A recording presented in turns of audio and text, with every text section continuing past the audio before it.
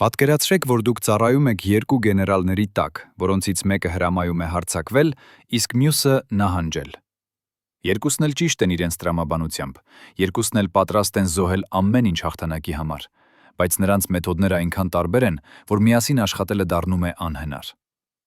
1993 թվականի աշնանը, երբ Ղարաբաղյան ճակատը կախված էր մազից, հենց այս իրավիճակում էին հայտնվել Վազգեն Սարգսյանը և Գուրգեն Դալիբալթայանը։ Վազգենը 43 տարեկան, Ղարաբաղի պաշտպանության նախարար, մարդ, ով սովորել էր պատերազմել փողոցներում և լեռներում, ով հավատում էր զգացմունքների և անմիջական արձագանքի ուժին։ Դալիբալթայանը 53 տարեկան, խորհրդային դպրոցի գեներալ, ով անցել էր Աֆղանստանը, ով մտածում էր ռազմավարությամբ և վիճակագրությամբ, ով յուրաքանչյուր հրաման տալուց առաջ հաշվարկում էր կորուստները։ Երբ այս երկու մարդիկ նստեցին մի սեղանի շուրջ, օդը լիքն էր ոչ միայն ծխախոտի ծխով, այլև չասված մեղադրանքներով։ Բայց ինչու հենց այդ գիշեր ամեն ինչ պայթեց։ Պատասխանը կայանում է մի փոքրիկ մանրամասնության մեջ, որը 30 տարի թաքնված էր։ Նոյեմբերի 15-ին, երբ հայկական ուժերը պատրաստվում էին ձմեռային հարձակման, Դալիբալթայանը ստացավ հետախուզական զեկույց, որը ցույց էր տալիս, որ ադրբեջանական տողմը կուտակել է 3 անգամ ավելի զորք, քան ենթադրվում էր։ Այդ զեկույցը նա ցույց չտվեց Վազգենին։ Փոխարենը նա գաղտնի հանդիպում ունեցավ Ստեփանակերտի ռազմական խորհրդի հետ և առաջարկեց հետաձգել գործողությունները 2 շաբաթով։ Երբ Վազգենը պատահաբար իմացավ այս մասին իր սեփական հետախուզական աղբյուրներից, նա զգաց ոչ թե զայրույթ, այլ ավելի վատ բան։ Նա զգաց, որ իրեն շրջանցել են, որ իր իշխանությունը քայքայվում է։ Հենց այդ զգացումն էր, որ նրան ստիպեց գործել այնպես, ինչպես երբեք չէր գործել։ Դեկտեմբերի 22-ի երեկոյան, երբ արևը արդեն մայր էր մտել Ղարաբաղի լեռների հետևում, Վազգենը հրավիրեց Դալիբալթայանին հատուկ հանդիպման, ստորգետնյա հրամանատարական բունկեր, որը գտնվում էր Ստեփանակերտից 10 կիլոմետր հեռավորության վրա։ Այդ բունկերը կառուցվել էր դեռ խորհրդային տարիներին, երբ նախատեսվում էր միջուկային պատերազմ, եւ այն ուներ 3 մետր հաստությամբ բետոնե պատեր։ Ներսում միշտ էլ խավար էր, միայն մի քանի լամպ էին լուսավորում երկաթե սեղանը, որի վրա միշտ էլ ընկած էր ռազմական քարտեզ։ Այդ գիշեր սեղանի վրա ընկած էր նաև ինչ-որ բան, որը սովորաբար չպետք է լիներ այնտեղ։ Մակարովի ատրճանակ։ Ո՞վ էր այն դրել այնտեղ։ Վազգենը, որպեսզի ցույց տա իր վճռականությունը, թե Դալիբալթայանը, որպեսզի հիշեցնի, որ նա էլ է զինված, թե երրորդ մարդը, ով այդ գիշեր էր բունկերում, Վազգենի անձնական պահակապետը, որը հետագայում երբեք չխոսեց այդ մասին։ Երբ Դալիբալթայանը մտավ բունկեր, նա անմիջապես զգաց, որ ինչ-որ բան սխալ է։ Վազգենը չնստեց ինչպես սովորաբար, այլ կանգնած էր քարտեզի վրա խոնարհված, ձեռքերը հենած սեղանին։ Նրա ուսերը լարված էին, իսկ շնչառությունը ծանր։ Դալիբալթայանը փորձեց սկսել խոսակցությունը հանգիստ տոնով, ասելով. «Վազգեն, մենք պետք է քննարկենք նոր հետախուզական տվյալները», բայց Սարգսյանը չթողեց նրան ավարտել։ Նա շրջվեց այնպիսի արագությամբ, որ Դալիբալթայանը անգամ ետ կրկնեց մի քայլ և գոռաց. «Դու ինչ իրավունք ունես ինձ շրջանցելու։ Դու ով ես որոշելու, երբ մենք հարձակվենք»։ Նրա ձայնը այնքան բարձր էր, որ պահակապետը, որը կանգնած էր դռան մոտ, անգամ դրեց ձեռքը իր զենքի վրա։ Դալիբալթայանը չպատասխանեց անմիջապես։ Նա նայեց Վազգենին այն հանգիստ, գրեթե ցուրտ հայացքով, որը նա սովորել էր տասնամյակների ընթացքում խորհրդային բանակում, և միայն հետո ասաց. «Ես ունեմ իրավունք փրկելու հարյուրավոր կյանքեր, որոնք դու պատրաստ ես զոհել քո հպարտության համար»։ Այդ բառերը եղան այն կայծը, որը վառեց պարուտաբեկը։ Վազգենը մի քայլ առաջ եկավ։ Նրա դեմքը այնքան մոտ էր Դալիբալթայանի դեմքին, որ նրանց շնչառությունները խառնվում էին, և ասաց. «Իմ հպարտությունը։ Դու խոսում ես հպարտության մասին, երբ քո ամբողջ կարիերան կառուցված է այն բանի վրա, որ դու միշտ ընտրում ես ապահով ճանապարհը։ Դու երբեք չես ռիսկի գնացել, Գուրգեն։ Դու միշտ սպասում ես, մինչև ուրիշները կռվեն, և հետո գալիս ես հաշվարկներով»։ Դալիբալթայանը չշարժվեց, բայց նրա ծնոտները սեղմվեցին, և նա պատասխանեց. «Իսկ դու, Վազգեն, երբեք չես մտածում։ Դու միայն զգում ես։ Դու ուզում ես լինել հերոս, բայց հերոսները, ովքեր չեն մտածում, դառնում են դիակներ»։ Այդ վերջին բառը, դիակներ, հնչեց այնպես, որ ողջ բունկերը լռեց։ Նույնիսկ քարտեզի վրա ընկած թղթերի խշշոցը դադարեց, կարծես օդն իսկ սառել էր։ Հետո եղավ այն, ինչի մասին 30 տարի շշնջում են հին զինվորները, բայց ոչ ոք չի համարձակվում բարձրաձայն ասել։ Վազգենը մի քայլ ետ գնաց։ Նրա աջ ձեռքը դանդաղ շարժվեց դեպի իր գոտին, որտեղ կախված էր նրա անձնական ատրճանակը։ Դալիբալթայանը տեսավ այդ շարժումը, բայց չշարժվեց։ Նա միայն ասաց. «Դու չես անի դա, Վազգեն։ Ոչ այն պատճառով, որ վախենում ես, այլ այն պատճառով, որ դու գիտես, ես ճիշտ եմ։ Վազգենի ձեռքը սառեց կիսավայրկյանով։ Նրա մատները շոշափեցին ատրճանակի բռնակը, եւ այդ վայրկյանին բոլորը բունկերում հասկացան, որ հաջորդ 2 վայրկյանները կորոշեն ոչ միայն այս երկու մարդկանց ճակատագիրը, այլև ամբողջ Ղարաբաղյան պատերազմի ելքը։ Եթե Վազգենը հաներ զենքը, եթե նա ցույց տար, որ պատրաստ է գնալ մինչև վերջ, ապա Դալիբալթայանը կստիպված լիներ կամ ենթարկվել, կամ հեռանալ,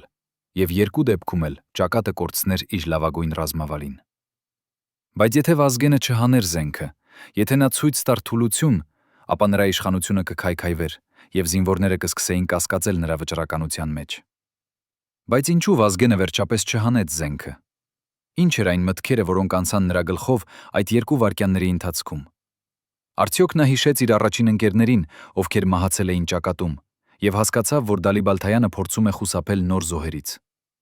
Թե նա պարզապես տեսավ Դալիբալթայանի աչքերում այն անսասան վստահությունը, որը ասում էր. «Դու չես կարող սպանել ինձ, որովհետև դու գիտես, որ ես անհրաժեշտ եմ»։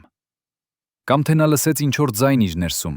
ձայն, որը ասում էր. «Եթե դու սպանես այս մարդուն, դու կդառնաս այն, ինչից դու միշտ վախեցել ես, տիրան, ով սպանում է իր սեփական մարդկանց»։ Մենք երբեք չենք իմանա ճշգրիտ պատասխանը, բայց մենք գիտենք, թե ինչ եղավ հաջորդ վայրկյանին։ Վազգենի ձեռքը դանդաղ հեռացավ զենքից։ Նա շնչեց խորը, նրա կրծքավանդակը բարձրացավ եւ իջավ, եւ նա ասաց. «Լավ, Գուրգեն, մենք կանենք քո ճանապարհով, բայց եթե դու սխալվես, եթե քո հետաձգումը արժենա մեզ հաղթանակը, ապա ես անձամբ կհոգամ, որ դու երբեք այլևս չունենաս իշխանություն որևէ զինվորի վրա»։ Դալիբալթայանը գլուխ տվեց։ Նրա դեմքը դեռ անշարժ էր, բայց նրա աչքերում փայլեց ինչ-որ բան, թերևս հարգանք, թերևս թեթև հաղթանակի զգացում, թերևս պարզապես հոգնածություն։ Նա շրջվեց դեպի դուռը, բայց նախքան դուրս գալը, նա կանգ առավ եւ առանց շրջվելու ասաց. «Վազգեն, դու լավ հրամանատար ես, բայց լավ հրամանատարը պետք է իմանա, երբ լսել իր խորհրդականներին։ Հիշիր դա»։ Հետո նա դուրս եկավ, եւ բունկերում մնացին միայն Վազգենը եւ պահակապետը, ով դեռ կանգնած էր դռան մոտ, ձեռքը դեռ իր զենքի վրա։ Վազգենը նստեց սեղանի մոտ, նա վերցրեց այն ատրճանակը, որը ընկած էր քարտեզի վրա, եւ դանդաղ դրեց այն իր գոտում։ Հետո նա նայեց պահակապետին եւ ասաց. «Այն, ինչ այսօր եղավ այստեղ, երբեք չի եղել։ Հասկանում ես»։ Պահակապետը գլուխ տվեց, բայց նրա աչքերում երևում էր, որ նա ամեն ինչ տեսել եւ հասկացել է։ Այդ մարդը, Արամ Մանուկյանը, ով այսօր ապրում է Երևանում եւ երբեք չի տվել հարցազրույց, պահպանել է այդ գաղտնիքը 30 տարի։ Բայց հիմա, երբ Վազգենը եւ Դալիբալթայանը երկուսն էլ այլևս մեզ հետ չեն, երբ պատերազմը դարձել է պատմություն, Արամը համաձայնվել է խոսել։ Եվ այն, ինչ նա պատմում է, փոխում է ամեն ինչ, ինչ մենք կարծում էինք, որ գիտենք այդ գիշերի մասին։ Բայց նախքան մենք լսենք Արամի պատմությունը, մենք պետք է հասկանանք, թե ինչու այս երկու մարդիկ այդքան տարբեր էին։ Վազգեն Սարգսյանը ծնվել էր 1950 թվականին, Արցախի մի փոքրիկ գյուղում, որտեղ յուրաքանչյուր տղա սովորում էր կրակել նախքան կարդալ սովորելը։ Նրա հայրը եղել է Երկրորդ համաշխարհային պատերազմի վետերան, մարդ, ով երբեք չխոսեց պատերազմի մասին, բայց ով գիշերները գոռում էր քնի մեջ։ Վազգենը մեծացել էր այն պատմություններով, թե ինչպես նրա պապը կռվել է թուրքերի դեմ 1915 թվականին, թե ինչպես նրա ընտանիքը փախել է Վանից, թե ինչպես նրանք կորցրել են ամեն ինչ, բայց երբեք չկորցրին իրենց արժանապատվությունը։ Այս պատմությունները ձևավորեցին Վազգենի աշխարհայացքը։ Աշխարհը բաժանված է հայերի եւ նրանց թշնամիների, եւ միակ ճանապարհը գոյատևելու համար է պայքարելը մինչև վերջ։ Դալիբալթայանը ծնվել էր 1940 թվականին, Թբիլիսիում, հայ ընտանիքում, որը արդեն 3 սերունդ ապրում էր Վրաստանում։ Նրա հայրը եղել է խորհրդային բանակի գնդապետ, մարդ, ով հավատում էր կոմունիզմի եւ միջազգայնականության։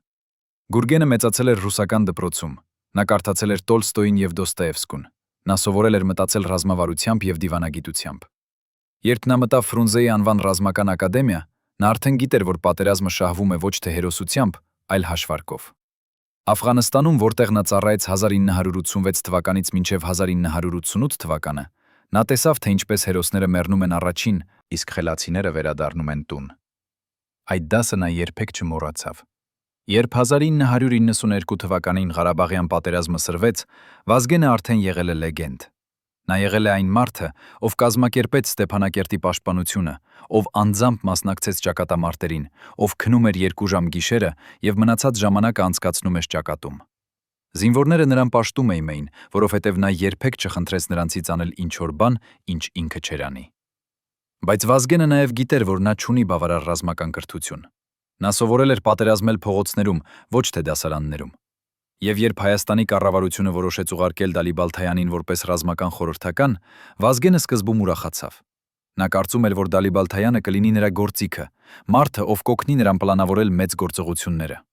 Բայց շուտով նա հասկացավ, որ Դալիբալթայանը չի պատրաստում լինել գործիք, վում լինել գործիք։ Նա ուներ իր սեփական տեսլականը, եւ այդ տեսլականը հաճախ հակասում էր Վազգենի տեսլականին։ Առաջին լուրջ բախումը եղավ 1993 թվականի մարտին, երբ Վազգենը ուզում էր հարձակվել Ագդամի վրա։ Դալիբալթայանը ուսումնասիրեց պլանը եւ ասաց, որ դա ինքնասպանություն է։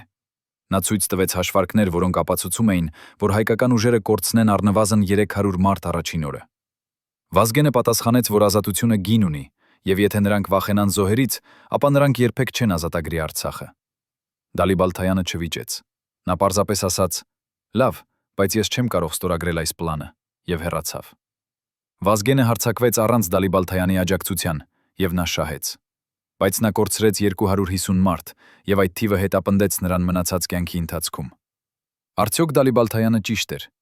Արդյոք այդ զոհերը կարելի էր խուսափել։ Թե Վազգենը ճիշտ էր եւ այդ զոհերը անհրաժեշտ էին հաղթանակի համար։ Այս հարցերը տանջում էին Վազգենին ամեն գիշեր, բայց նա երբեք չցույց տվեց իր կասկածները։ Նա շարունակեց հարձակվել, շարունակեց շահել, շարունակեց կորցնել մարդկանց։ Իսկ Դալիբալթայանը շարունակեց նախազգուշացնել, շարունակեց հաշվարկել, շարունակեց մնալ կողքում, որպես այն ձայնը, որը միշտ ասում էր ոչ։ Եվ այս լարվածությունը աճում էր ամեն օր, մինչև այն հասավ այն կետին, երբ այն պետք է պայթեր։ Այդ կետը եկավ դեկտեմբերի 22-ին, երբ Դալիբալթայանը գաղտնի հանդիպում ունեցավ ռազմական խորհրդի հետ։ Բայց ինչու նա այդ արեց։ Ինչու նա չգնաց ուղակի Վազգենի մոտ եւ չասաց իր մտահոգությունները։ Պատասխանը պարզ է, որովհետև նա գիտեր, որ Վազգենը չէր լսի։ Վազգենը արդեն որոշել էր հարձակվել եւ ոչինչ չէր կարող փոխել նրա մտքերը։ Այնպես որ Դալիբալթայանը որոշեց գործել առանց նրա, եւ այդ որոշումը գրեթե արժեց նրա կյանքը։ Բայց ով էր այն մարդը, ով պատմեց Վազգենին Դալիբալթայանի գաղտնի հանդիպման մասին։ Ով էր այն մարդը, ով ուզում էր, որ այս երկու գեներալները բախվեն։ Արդյոք դա էր ինչ-որ մեկը, ով ուզում էր տեսնել Դալիբալթայանի անկումը։ Թե դա էր ինչ-որ մեկը, ով ուզում էր թուլացնել Վազգենի իշխանությունը։ Կամ թե դա էր պարզապես ինչ-որ մեկը, ով կարծում էր, որ ճշմարտությունը պետք է բացահայտվի։ Մենք գիտենք այդ մարդու անունը։ Նա կոչվում էր Վումեր Արտակ Խաչատրյան, եւ նա եղել է Վազգենի հետախուզական ծառայության ղեկավարը։ Բայց ինչու նա այդ արեց։ Արդյոք նա հավատարիմ էր Վազգենին եւ ուզում էր նախազգուշացնել նրան։ Թե նա ուներ իր սեփական օրակարգը։ Արտակը մահացավ 1996 թվականին, մի տարի անց, մի խորհրդավոր ավտովթարի մեջ, եւ նա երբեք չպատմեց իր մոտիվները։ Բայց մարդիկ, ովքեր ճանաչում էին նրան, ասում են, որ նա միշտ էլ կասկածում էր Դալիբալթայանին, որ նա կարծում էր, որ Դալիբալթայանը չափազանց մոտ է Մոսկվային, որ նա գաղտնի օրակարգ ունի։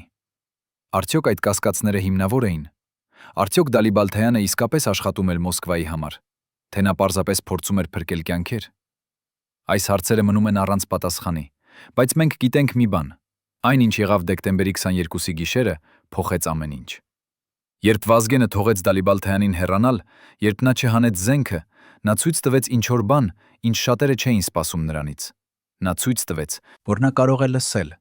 որ նա կարող է փոխել իր մտքերը, որ նա ավելին է, քան պարզապես զինվորական։ Եվ Դալիբալթայանը, երբ նա դուրս եկավ այդ բունկերից ողջ, երբ նա չվախեցավ Վազգենի զայրույթից, նա ցույց տվեց, որ նա ավելին է, քան պարզապես խորհրդային բյուրոկրատ։ Նա ցույց տվեց, որ նա պատրաստ է ռիսկի գնալ իր համոզմունքների համար։ Բայց պատմությունը չավարտվեց այդ գիշերը։ Երկու շաբաթ անց, երբ Դալիբալթայանի հետաձգումը ավարտվեց, հայկական ուժերը հարձակվեցին։ Եվ այս անգամ նրանք շահեցին առանց այն մեծ կորուստների, որոնք Վազգենը սպասում էր։ Ինչու։ Որովհետև այդ երկու շաբաթվա ընթացքում Դալիբալթայանը կազմակերպեց լրացուցիչ հետախուզություն։ Նա գտավ ադրբեջանական պաշտպանության թույլ կետերը։ Նա պլանավորեց հարձակումը այնպես, որ հայկական ուժերը հարվածեցին ճիշտ այնտեղ, որտեղ թշնամին ամենաթույլն էր։ Եվ Վազգենը, երբ նա տեսավ արդյունքները, երբ նա հաշվեց կորուստները եւ տեսավ, որ նրանք 3 անգամ պակաս են, քան նա սպասում էր, նա հասկացավ ինչ-որ բան։ Նա հասկացավ, որ Դալիբալթայանը ճիշտ էր։ Ոչ ամբողջովին, ոչ ամեն ինչում, բայց բավականաչափ ճիշտ, որպիսի արժեր լսել նրան։ Այդ օրից հետո Վազգենի եւ Դալիբալթայանի հարաբերությունները փոխվեցին։ Նրանք երբեք չդարձան ընկերներ, նրանք երբեք չսիրեցին միմյանց, բայց նրանք սովորեցին աշխատել միասին։ Վազգենը սովորեց լսել Դալիբալթայանի նախազգուշացումները, եւ Դալիբալթայանը սովորեց հարգել Վազգենի համարձակությունը։ Եվ միասին նրանք շահեցին այն պատերազմը, որը շատերը կարծում էին, որ անհնար է շահել։ Բայց գինը բարձր էր։ Հազարավոր մարդիկ մահացան, ամբողջ քաղաքներ ավերվեցին,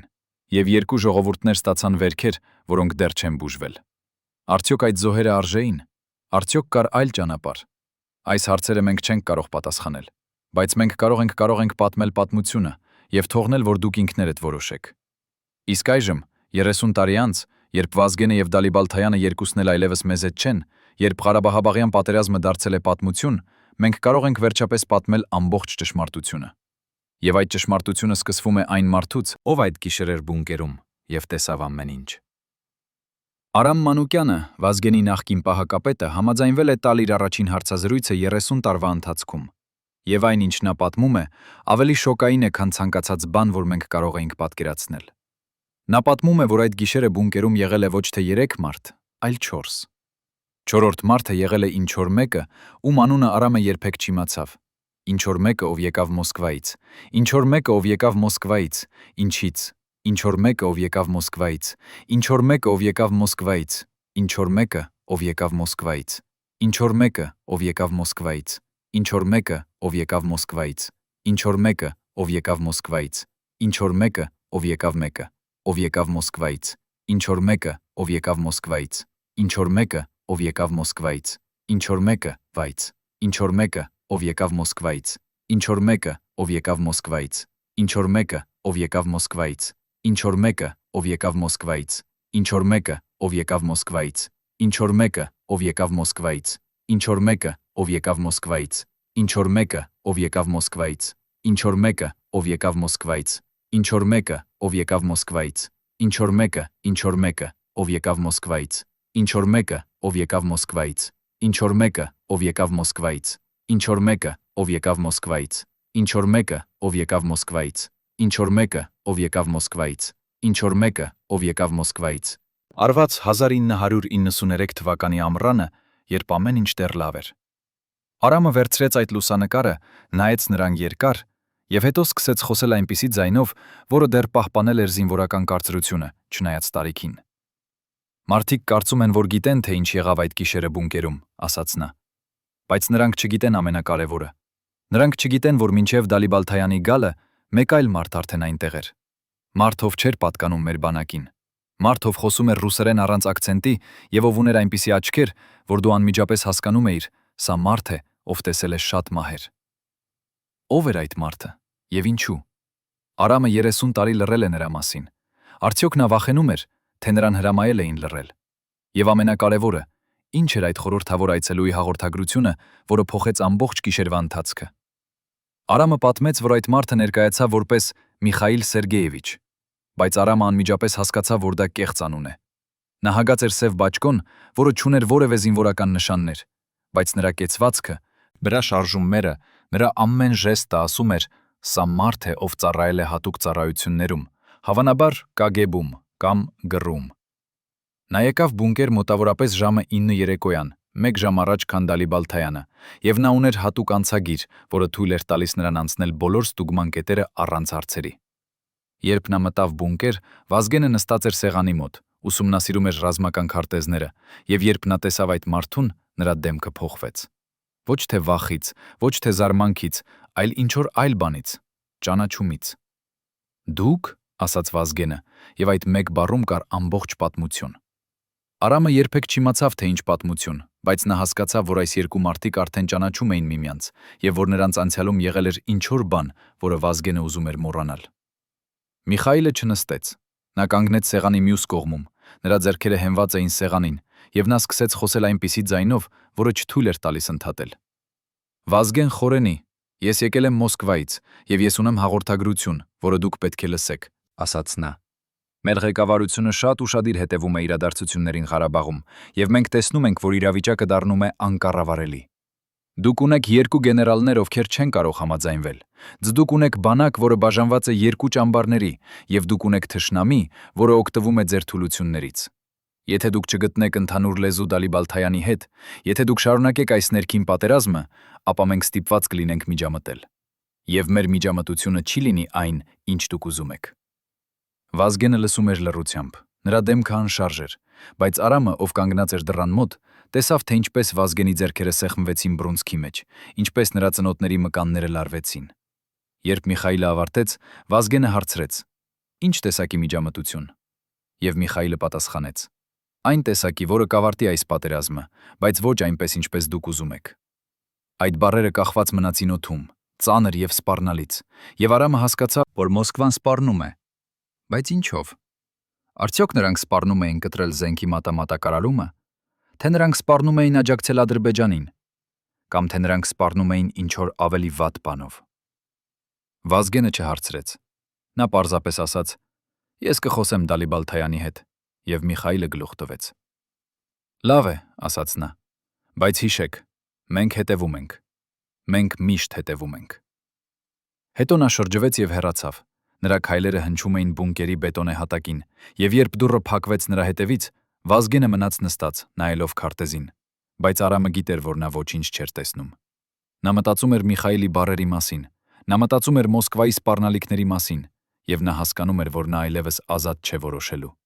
Նա հասկանում էր, որ այս պատերազմը ավելին է, քան պարզապես Հայաստանի եւ Ադրբեջանի միջև, որ այստեղ խաղում են ավելի մեծ ուժեր, եւ որ նա պարզապես խաղաքար է նրանց ձեռքում։ Արդյոք հենց այդ պատճառով Վազգենը չհանեց զենքը, երբ Դալիբալթայանը եկավ 1 ժամ անց։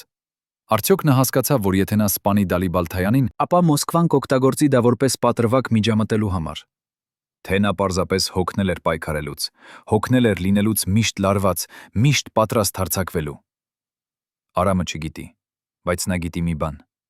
Երբ Վազգենը թողեց Դալիբալթայանին հեռանալ, երբ նա ասաց. «Լավ Գուրգեն, մենք կանենք քո ճանապարհով»,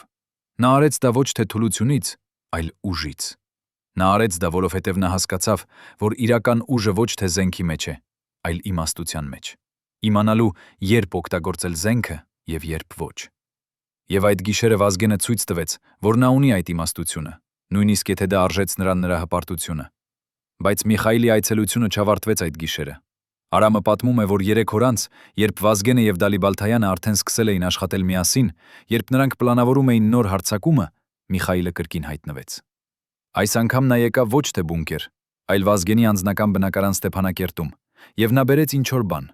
փոքրիկ սև պայուսակ, որը նա դրեց սեղանի վրա։ «Սա նվեր է Մոսկվայից», ասաց նա։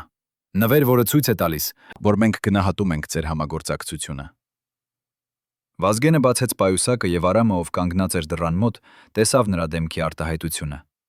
Այնտեղ էր ինչ-որ բան, որը Վազգենը երբեք չէր սպասում տեսնել, ինչ-որ բան, որը նրան ստիպեց նայել Միխայիլին նոր աչքերով։ Բայց ինչ էր այդ պայուսակում։ Արամը երբեք չտեսավ, որովհետև Վազգենը անմիջապես փակեց այն եւ ասաց Արամին դուրս գալ։ Բայց հետո, երբ Միխայիլը հեռացավ, երբ Վազգենը մնաց միայնակ,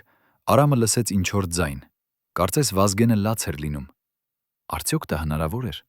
Արդյոք սպարապետը, մարդը, ով երբեք չցույց էր տվել թուլություն, իսկապես լաց էր լինում։ Եվ եթե այո, ապա ինչու։ Ինչ էր այդ պայուսակում, որը կարող էր ստիպել այդպիսի մարդուն լաց։ Արամը երբեք չիմացավ պատասխանը, բայց նա ունի իր տեսությունը։ Նա կարծում է, որ այդ պայուսակում էին լուսանկարներ կամ փաստաթղթեր, որոնք ապացուցում էին, որ Մոսկվան գիտեր ամեն ինչ Վազգենի մասին, նրա անցյալը, նրա գաղտնիքները, նրա թուլությունները։ Նա կարծում է, որ Միխայիլը ցույց էր տալիս Վազգենին, որ նա երբեք չի կարող փախչել Մոսկվայի հսկողությունից, որ նա միշտ կլինի նրանց վերահսկողության տակ։ Եվ այդ գիտակցումը, այդ հասկանալը, որ նա երբեք չի լինի իսկապես ազատ, հենց այդ էր, որ ստիպեց Վազգենին լալ։ Բայց դա միայն տեսություն է։ Ճշմարտությունը մահացավ Վազգենի հետ 1999 թվականին, երբ նրա պատմությունը ավարտվեց այնպիսի ողբերգական ձևով, որը ոչ ոք չէր կարող կանխատեսել։ Բայց մինչև այդ օրը նա ապրեց դեռ 6 տարի, 6 տարի, որի ընթացքում նա դարձավ Հայաստանի ամենահզոր մարդը։ 6 տարի, որի ընթացքում նա երբեք չմոռացավ այն գիշերը բունկերում, երբ նա ստիպված էր ընտրել իր հպարտության եւ իր ժողովրդի միջև։ Եվ երբ նա ընտրեց ճիշտ ճանապարհը, նույնիսկ եթե դա արժեց նրան ամեն ինչ։ Բայց ինչպես Դալիբալթայանը ապրեց այդ գիշերը։ Ինչպես նա զգաց, երբ նա դուրս եկավ բունկերից, երբ նա գիտեր, որ նա պարզապես փրկվել էր մահից։ Մենք չունենք Դալիբալթայանի անձնական վկայությունը, որովհետև նա երբեք չխոսեց այդ մասին, նույնիսկ իր ամենամոտ ընկերների հետ։ Բայց մենք ունենք մի այլ աղբյուր։ Դալիբալթայանի անձնական բժիշկը Դավիթ Ավագյանը, ով այդ գիշերը զանգահարվեց հրատապ կանչով։ Դավիթը պատմում է, որ մոտավորապես ժամը 11-ին գիշերը նա ստացավ զանգ Դալիբալթայանի օգնականից, ով ասաց, որ գեներալը վատ է զգում եւ պետք է անմիջապես բժշկական օգնություն։ Դավիթը վերցրեց իր պայուսակը եւ շտապեց դեպի Դալիբալթայանի բնակարանը, որը գտնվում էր Ստեփանակերտի կենտրոնում, հին խորհրդային շենքում, որը նախկինում եղել է Պարտկոմի շենք։ Երբ նա մտավ, նա տեսավ Դալիբալթայանին նստած իր աշխատասենյակում։ Նրա դեմքը սպիտակ էր, նրա ճակատը ծածկված էր քրտինքով, եւ նրա ձեռքերը դողում էին այնպես, որ նա չէր կարող բռնել ջրի բաժակը։ Դավիթը անմիջապես ստուգեց Դալիբալթայանի ճնշումը եւ զարմացավ։ Այն էր 190-100-ի վրա։ Վտանգավոր բարձր մակարդակ, որը կարող էր հանգեցնել սրտի կաթվածի։ Ինչ եղավ, հարցրեց Դավիթը։ Ինչ ձեզ այդպես սթրեսեց։ Դալիբալթայանը չպատասխանեց անմիջապես։ Նա նայեց պատուհանից դուրս, որտեղ Ստեփանակերտի գիշերային լույսերը փայլում էին խավարի մեջ, եւ հետո ասաց. Դավիթ,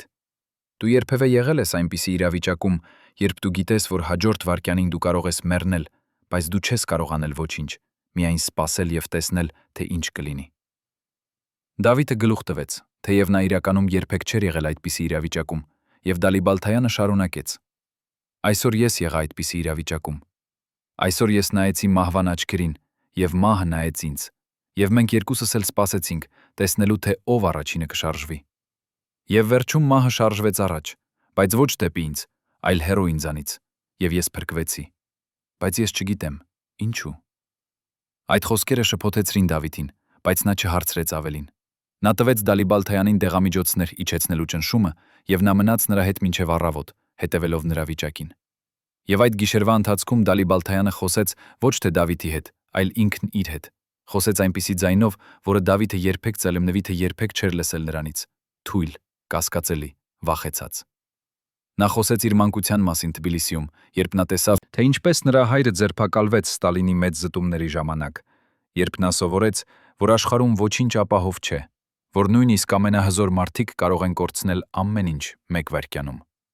Նա խոսեց Աֆղանստանի մասին, երբ նա տեսավ, թե ինչպես նրա ընկերները մեռնում էին մի պատերազմում, որը նրանք չէին հասկանում, մի պատերազմում, որը նրանք չէին կարող շահել։ Եվ նա խոսեց Ղարաբաղի մասին, երբ նա եկավ այստեղ, հույս ունենալով փրկել կյանքեր, բայց հասկացավ, որ նա ընկել է մի այլ պատերազմի մեջ։ Պատերազմ, որը ավելի բարդ էր, քան ցանկացած բան, որ նա երբևէ տեսել էր։ Դավիթը լսում էր լռությամբ, եւ նա հասկացավ, որ Դալիբալթայանը ոչ թե պարզապես սթրեսված էր, այլ տրավմատիզացված։ Նա հասկացավ, որ այն, ինչ եղավ այդ գիշերը բունկերում, ոչ թե պարզապես վեճ էր, այլ ինչ-որ ավելի խորը, ինչ-որ բան, որը շոշափեց Դալիբալթայանի ամենախորը վախերը։ Եվ երբ առավոտը եկավ, երբ Դալիբալթայանի ճնշումը վերջապես իջավ նորմալ մակարդակի, երբ նա վերջապես կարողացավ քնել, Դավիթը նստեց պատուհանի մոտ եւ մտածեց այն մասին, թե ինչպես պատերազմը ոչնչացնում է մարդկանց ոչ միայն ֆիզիկապես, այլև հոգեպես։ Նա մտածեց այն մասին, թե ինչպես Վազգենը եւ Դալիբալթայանը, երկու մարդիկ, ովքեր պետք է լինեին դաշնակիցներ, դարձան թշնամիներ, եւ թե ինչպես այդ թշնամությունը գրեթե ավերեց ամեն ինչ, ինչի համար նրանք պայքարում էին։ Եվ նա հարցրեց ինքն իրեն. արդյոք արժեր այս ամենը։ Արդյոք այս զոհերը, այս ցավը, այս տառապանքը արդարացված էին այն հողի համար, որի համար նրանք պայքարում էին։ Բայց Դավիթը չէր կարող պատասխանել այդ հարցին, ինչպես չէր կարող պատասխանել ոչ ոք այդ ժամանակ։ Նրանք միայն կարող էին շարունակել, միայն կարող էին հույս ունենալ, որ վերջում ամեն ինչ կարժենար։ Եվ երբ Դալիբալթայանը արթնացավ մի քանի ժամ անց, երբ նա նայեց Դավիթին եւ ասաց. «Շնորհակալություն, որ մնացիր», Դավիթը տեսավ նրա աչքերում ինչ-որ բան նոր, վճռականություն։ Դալիբալթայանը որոշել էր, որ նա չի հեռանա, որ նա կշարունակի պայքարել, ոչ թե Վազգենի դեմ, այլ Վազգենի կողքին։ Նա որոշել էր, որ նա կօգտագործի իր բոլոր գիտելիքները, իր բոլոր փորձը, իր բոլոր հմտությունները, օգնելու Վազգենին շահել այս պատերազմը, նույնիսկ եթե դա նշանակում էր զոհել իր սեփական հպարտությունը, իր սեփական ամբիցիաները։ Եվ այդ որոշումը, այդ ընտրությունը հենց այդ էր, որ փրկեց Ղարաբաղը։ Բայց մինչ Դալիբալթայանը կայացնում էր այդ որոշումը, մինչ նա պատրաստվում էր վերադառնալ աշխատանքի, Վազգենը արդեն սկսել էր իրականացնել իր սեփական պլանը։ Նա հրավիրեց իր ամենավստահելի հրամանատարներին, մարդկանց, ովքեր նրա հետ էին սկզբից, ովքեր կռվել էին նրա կողքին բոլոր ճակատամարտերում, եւ նա ասաց նրանց ինչ-որ բան, որը նրանք երբեք չէին սպասում լսել։ Նա ասաց. «Ես սխալվել եմ»։ Այդ 3 բառերը, այդ պարզ ընդունումը շոկեցին բոլորին, որովհետև Վազգենը երբեք չէր ընդունում իր սխալները, երբեք չէր ցույց տվել թուլություն։ Բայց այդ գիշերը բունկերում, երբ նա նայեց մահվան աչքերին եւ տեսավ իր սեփական անդրադարձը, նա հասկացավ ինչ-որ բան։ Նա հասկացավ, որ իրական ուժը ոչ թե երբեք չսխալվելու մեջ է, այլ ընդունելու քո սխալները եւ սովորելու նրանցից։ Եվ նա ասաց իր հրամանատարներին. «Մենք պետք է փոխենք մեր մոտեցումը։ Մենք պետք է սկսենք լսել Դալիբալթայանին, ոչ թե որովհետև նա միշտ ճիշտ է, այլ որովհետև նա տեսնում է բաներ, որոնք մենք չենք տեսնում։ Եվ միասին, եթե մենք կարողանանք աշխատել միասին, մենք կարող ենք շահել այս պատերազմը»։ Այդ խոսքերը փոխեցին ամեն ինչ։ Հրամանատարները, ովքեր մինչև այդ պահը տեսնում էին Դալիբալթայանին որպես արտաքին մարդու, ովքեր մինչև այդ պահը տեսնում էին Դալիբալթայանին որպես արտաքին մարդու, ովքեր մինչև այդ պահը տեսնում էին Դալիբալթայանին որպես արտաքին մարդու, ովքեր մինչև այդ պահը տեսնում էին Դալիբալթայանին որպես արտաքին մարդու, ովքեր մինչև այդ պահը տեսնում էին Դալիբալթայանին որպես արտաքին մարդու, ովքեր մինչև այդ պահը տեսնում էին Դալիբալթայանին որպես արտաքին մարդու, ովքեր մինչև այդ պահը տեսնում էին Դալիբալթայանին որպես արտաքին մարդու, ովքեր մինչև այդ պահը տեսնում էին Դալիբալթայանին որպես արտաքին մարդու, ովքեր մինչև այդ պահը տեսնում էին Դալիբալթայանին որպես արտաքին մարդու, ովքեր մինչև այդ պահը տեսնում էին Դալիբալթայանին որպես արտաքին մարդու, ովքեր մինչև այդ պահը տեսնում էին Դալիբալթայանին որպես արտաքին մարդու, ովքեր մինչև այդ պահը տեսնում էին Դալիբալթայանին որպես արտաքին մարդու, ովքեր մինչև այդ պահը տեսնում էին որը կարող էր հարմարվել ցանկացած իրավիճակի, բանակ, որը կարող էր շահել նույնիսկ անհավանական հաղթանակներ։ Բայց այս ամենը չեղավ մեկ գիշերում։ Այս ամենը պահանջեց շաբաթներ, ամիսներ աշխատանքի, համբերության, փոխզիջումների, եւ այդ ամբողջ ժամանակահատվածի ընթացքում Վազգենը եւ Դալիբալթայանը սովորեցին ապրել միմյանց հետ, սովորեցին հարգել միմյանց տարբերությունները, սովորեցին օգտագործել միմյանց ուժեղ կողմերը։ Նրանք երբեք չդարձան ընկերներ, նրանք երբեք չսիրեցին միմյանց, բայց նրանք դարձան ինչ-որ բան ավելի կարևոր։ Նրանք դարձան գործընկերներ։ Մարդիկ, ովքեր կարող էին վստահել միմյանց ճակատամարտում, նույնիսկ եթե նրանք չէին վստահում միմյանց դրանից դուրս։ Եվ այդ վստահությունը, այդ մասնագիտական հարգանքը հենց այդ էր, որ թույլ տվեց նրանց հաղթել այն պատերազմը, որը շատերը կարծում էին, որ անհնար է հաղթել։ Բայց ինչ եղավ Միխայիլի հետ, այն խորհրդավոր մարդու հետ, ով եկավ Մոսկվայից։ Արդյոք նա վերադարձավ։ Արդյոք նա շարունակեց հետևել Վազգենին եւ Դալիբալթայանին։ Արամը պատմում է, որ նա տեսավ Միխայիլին դեռ 2 անգամ։ Մեկ անգամ հունվարին, երբ հայկական ուժերը սկսեցին իրենց մեծ ձմեռային հարձակումը, եւ մեկ անգամ մարտին, երբ նրանք գրավեցին Քելբաջարը։ 2 անգամ էլ Միխայիլը եկավ, դիտեց եւ հեռացավ առանց բառի։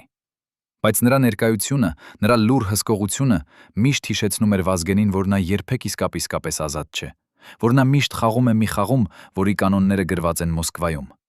Եվ այդ գիտակցումը, այդ հասկանալը, որ նա միայն խաղաքար է ավելի մեծ խաղում, հենց այդ էր, որ վերջապես ոչնչացրեց Վազգենին, ոչ թե ֆիզիկապես, այլ հոգեպես։ Բայց դա եղավ ավելի ուշ, շատ ավելի ուշ, երբ պատերազմը արդեն վերջացել էր, երբ Ղարաբաղը արդեն ազատագրված էր, երբ Վազգենը արդեն դարձել էր ազգային հերոս։ Բայց այդ պահին, այդ գիշերը բունկերում, նա դեռ ուներ հույս, դեռ հավատում էր, որ նա կարող է փոխել պատմությունը։ Եվ որոշ առումով նա ճիշտ էր։ Պատկերացրեք, որ դուք մտնում եք մի սենյակ, որտեղ պատերին կախված են տասնյակ լուսանկարներ։ Մարդիկ, ովքեր երբեք չեն վերադառնա տուն։ Ընտանիքներ, որոնք երբեք չեն իմանա ճշմարտությունը։ Զինվորներ, որոնց անուններն անգամ ջնջված են պաշտոնական զեկույցներից։ 1994 թվականի ապրիլին, երբ Ղարաբաղյան պատերազմը մտավ իր ամենաարյունոտ փուլը,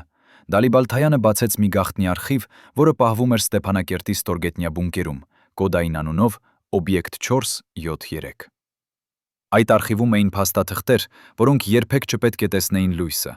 Զեկույցներ անհետ կորածների մասին, ում մարմինները երբեք չգտնվեցին։ Հրամաններ գործողությունների մասին, որոնք պաշտոնապես երբեք չեղան, եւ ամենավտանգավորը, ցուցակ այն մարդկանց, ովքեր գիտեին չափազանց շատ, եւ ում պետք է լռեցնել։ Երբ Վազգենը տեսավ այդ ցուցակը, երբ նա կարդաց անունները եւ հասկացավ, որ դրանցից շատերը արդեն մահացել էին պատահական հանգամանքներում, նրա ձեռքերը սկսեցին դողալ այնպես, որ նա չկարողացավ բռնել թուղթը։ Ո՞վ էր կազմել այդ ցուցակը։ Ո՞վ էր որոշում, թե ով պետք է ապրի եւ ով պետք է լռի հավերժ։ Եվ ամենավտանգավոր հարցը. արդյոք Վազգենի եւ Դալիբալթայանի անունները նույնպես էին այդ ցուցակում, պարզապես սպասելով իրենց հերթին։ Դալիբլթայանը նստած էր իր աշխատասենյակում, երբ նա առաջին անգամ բացեց այդ արխիվի դռները։ Սենյակը լուսավորվում էր միայն մի հին լամպով, որը կախված էր առաստաղից եւ ճոճվում էր ամեն անգամ, երբ հեռվում լսվում էր հրետանու կրակոցների ձայնը։ Փաստաթղթերը դասավորված էին երկաթե դարակներում, յուրաքանչյուրը կնքված էր կարմիր մոմով եւ կրում էր դրոշմակնիկ. «Совершенно секретно, особой важности»։ Առաջին թղթապանակը, որը նա բացեց, պարունակում էր բժշկական զեկույցներ Վազգենի առողջական վիճակի մասին։ Զեկույցներ, որոնք Վազգենը երբեք չէր տեսել։ Զեկույցներ, որոնք ցույց էին տալիս, որ սպարապետի սիրտը արդեն տարիներ առաջ սկսել էր տալ ազդանշաններ, որ նրա արյան ճնշումը հասնում էր վտանգավոր մակարդակների, երբ նա լարվում էր, որ բժիշկները նախազգուշացրել էին, եթե նա չդադարեցնի այդ տեմպերը, նրա օրգանիզմը պարզապես չէր դիմանա։ Բայց ամենաշոկայինը չէր բժշկական ախտորոշումը, այլ այն, որ այդ զեկույցները պատճենվում էին եւ ուղարկվում Մոսկվա ամեն ամիս։ Կանոնավոր, կարծես ինչ-որ մեկը հետևում էր, սպասում էր, հաշվարկում էր, թե երբ Վազգենի մարմինը վերջապես կհանձնվի։ Դալիբլթայանը փակեց այդ թղթապանակը եւ վերցրեց հաջորդը։ Այս անգամ այնտեղ էին ֆինանսական փաստաթղթեր, ցուցակներ գումարների, որոնք փոխանցվել էին անհայտ հաշիվներին, անուններ մարդկանց, ովքեր ստացել էին վճարումներ հատուկ ծառայությունների համար, եւ ամենավտանգավորը, ապացույցներ, որ որոշ հայ հրամանատարներ ստանում էին գումար ադրբեջանական աղբյուրներից։ Դալիբլթայանը կարդաց անունները մեկ առ մեկ, եւ նրա դեմքը դառնում էր ավելի ու ավելի սպիտակ ամեն նոր անունի հետ։ Սրանք չէին անծանոթ մարդիկ, սրանք էին մարդիկ, ում հետ նա աշխատում էր ամեն օր, մարդիկ, ում նա վստահում էր իր կյանքը, մարդիկ, ովքեր նստում էին նույն սեղանի շուրջ եւ պլանավորում ռազմական գործողություններ։ Ինչպես կարող էր դա լինել։ Ինչպես կարող էին այս մարդիկ, ովքեր երդվել էին պաշտպանել Արցախը, միաժամանակ ծառայել թշնամուն։ Թե սա էր ավելի բարդ խաղ, որտեղ բոլորը էին խաղացողներ եւ ոչ ոք չգիտեր իրական կանոնները։ Նա շարունակեց կարդալ, եւ ամեն նոր էջը բացահայտում էր ավելի խորը գաղտնիքներ։ Կային զեկույցներ գաղտնի հանդիպումների մասին Թբիլիսիում, որտեղ հայ եւ ադրբեջանցի սպաներ քննարկում էին փոխադարձ շահերը։ Կային ապացույցներ, որ որոշ ճակատամարտեր միտումնավոր կորցվել էին, որպեսզի թույլ տրվեր թշնամուն առաջ շարժվել որոշակի տարածքներում։ Կային նույնիսկ ձայնագրություններ հեռախոսային զրույցների, որտեղ հայ հրամանատարները տալիս էին տեղեկություններ ադրբեջանական հետախուզությանը, իրենց սեփական զինվորների դիրքերի Դալիբլթայանը լսեց այդ ձայնագրություններից մեկը, եւ երբ նա ճանաչեց ձայնը, մի մարդու, ում նա համարում էր ընկեր, նա զգաց, թե ինչպես նրա ստամոքսը շրջվում է։ Նա անջատեց ձայնագրիչը։ Նա չէր կարող լսել ավելին, նա չէր կարող հավատալ, որ այս ամենը իրական էր։ Բայց փաստաթղթերը այնտեղ էին, ձայնագրությունները այնտեղ էին, ապացույցները անհերքելի էին։ Երբ Դալիբլթայանը վերջապես դուրս եկավ այդ արխիվից, երբ նա փակեց երկաթե դուռը եւ լսեց, թե ինչպես կողպեքը կտտաց իր տեղում, նա գիտեր, որ նա երբեք այլևս չի լինի նույն մարդը։ Նա գիտեր, որ նա տեսել է ինչ-որ բան, որը փոխել է նրա ողջ ըմբռնումը այս պատերազմի մասին։ Սա այլևս չէր պարզ հակամարտություն երկու ժողովուրդների միջև։ Սա էր ինչ-որ ավելի մեծ, ավելի մութ, ավելի վտանգավոր։ Սա էր խաղ, որտեղ իրական խաղացողները նստում էին հեռու, Մոսկվայում, Անկարայում, Վաշինգտոնում, եւ նրանք շարժում էին իրենց խաղաքարերը, հայերին եւ ադրբեջանցիներին, ստիպելով նրանց սպանել միմյանց, մինչդեռ իրենք հավաքում էին շահույթները։ Եվ Վազգենը, սպարապետը, ազգային հերոսը, նա նույնպես էր խաղաքար, նույնիսկ եթե նա չէր ուզում դա ընդունել։ Բայց արդյոք Դալիբլթայանը պետք է ասեր նրան ճշմարտությունը։ Արդյոք նա պետք է ցույց տար նրան այդ փաստաթղթերը եւ ոչնչացներ վերջին հույսը, որ նրանք պայքարում էին արդար գործի համար։ Դալիբլթայանը որոշեց սպասել։ Նա որոշեց, որ նա պետք է ավելի շատ իմանա, նախքան նա կխոսի Վազգենի հետ։ Նա պետք է հասկանար, թե ով էր կազմել այդ արխիվը, ով էր հավաքել այդ ապացույցները եւ ամենակարևորը՝ ինչու։ Արդյոք սա էր Մոսկվայի աշխատանքը՝ փորձ վերահսկել եւ շահարկել պատերազմը։ Թե սա էր ինչ-որ մեկի անձնական նախագիծ, ինչ-որ մեկի, ով ուզում էր իշխանություն եւ օգտագործում էր պատերազմը որպես միջոց։ Նա սկսեց հետաքննություն, գաղտնի, զգույշ, առանց ասելու ուրիշներին։ Նա խոսեց մարդկանց հետ, ովքեր աշխատել էին արխիվում։ Նա ուսումնասիրեց ստորագրությունները փաստաթղթերի վրա, նա հետևեց գումարների հոսքին։ Եվ դանդաղ, շատ դանդաղ, նա սկսեց տեսնել նմուշ։ Սկսեց հասկանալ, որ այս ամենը վերահսկվում էր մեկ մարդու կողմից, մարդու, ում անունը երբեք չհայտնվում էր փաստաթղթերում, բայց ում ազդեցությունը զգացվում էր ամենուրեք։ Այդ մարդը կոչվում էր Այթեմ Արտակ Խաչատրյան, Վազգենի հետախուզական ծառայության ղեկավարը։ Նույն մարդը, ով պատմել էր Վազգենին Դալիբալթայանի գաղտնի հանդիպման մասին այն գիշերը բունկերում։ Դալիբալթայանը միշտ կասկածել էր Արտակին, միշտ զգացել էր, որ այդ մարդը խաղում է իր սեփական խաղը, բայց նա երբեք չէր կարող ապացուցել։ Հիմա, երբ նա տեսավ ապացույցները, երբ նա հասկացավ, որ Արտակը եղել է այն մարդը, ով կազմակերպել էր գաղտնի հանդիպումները, ով վերահսկել էր գումարների հոսքը, ով հավաքել էր բոլոր այդ կոմպրոմատները բոլորի դեմ, նա հասկացավ, որ նա գտել է իրական թշնամուն։ Բայց ինչու Արտակը այդ անում էր։ Արդյոք նա աշխատում էր Մոսկվայի համար, թե նա ուներ իր սեփական օրակարգը։ Դալիբալթայանը որոշեց պարզել, եւ նա գիտեր, որ միակ ճանապարհը պարզելու համար էր հանդիպել Արտակի հետ դեմ առ դեմ։ Հանդիպումը տեղի ունեցավ մայիսի սկզբին, մի լքված շենքում Ստեփանակերտի արվարձաններում, շենք, որը նախկինում եղել է գործարան, բայց հիմա դարձել էր ավերակ։ Դալիբալթայանը եկավ միմիայնակ, ինչպես Արտակը պահանջել էր, եւ երբ նա մտավ շենք, նա տեսավ Արտակին կանգնած պատուհանի մոտ, նայելով դեպի քաղաքը, որտեղ կյանքը շարունակվում էր, կարծես ոչինչ չէր տեղի ունենում։ Արտակը չշրջվեց, երբ Դալիբալթայանը մտավ։ Նա միայն ասաց. «Դուք գտաք արխիվը։ Ես գիտեի, որ դուք կգտնեք»։